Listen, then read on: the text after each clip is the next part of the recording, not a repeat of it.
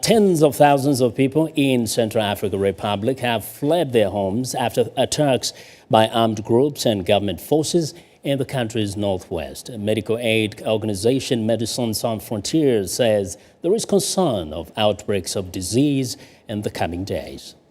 According to Doctors Without Borders, over 30,000 people are now displaced in Bosengao town. Thousands more are in surrounding areas. Displaced families who still fear for their safety are now being housed in temporary shelters at a local Catholic church compound. Josiane Lecoise describes how her father was killed. They came and said to my father they wanted to buy the cows. They paid and took the cattle. They came back on a motorbike and they called him again. They requested the money they had paid. A discussion ensued and my father was shot. We looked for a vehicle to take him to the hospital, but when we got to him, he was already dead. We could only fetch his corpse. Another displaced man relates how the fighters hunted for their fleeing victims.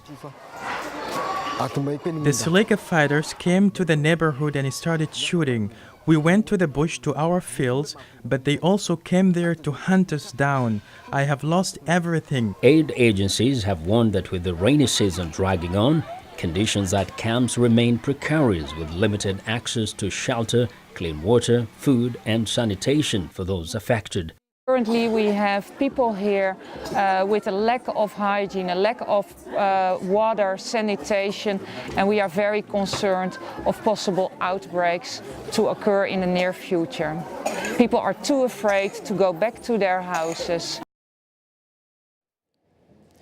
Well, Central African Republic descended into chaos when mostly Muslim Seleka rebels ousted President Francois Bozize in March this year. Michel Jotodier, who led the rebellion, has largely failed to control his former fighters, many of whom are mercenaries from Chad and Sudan.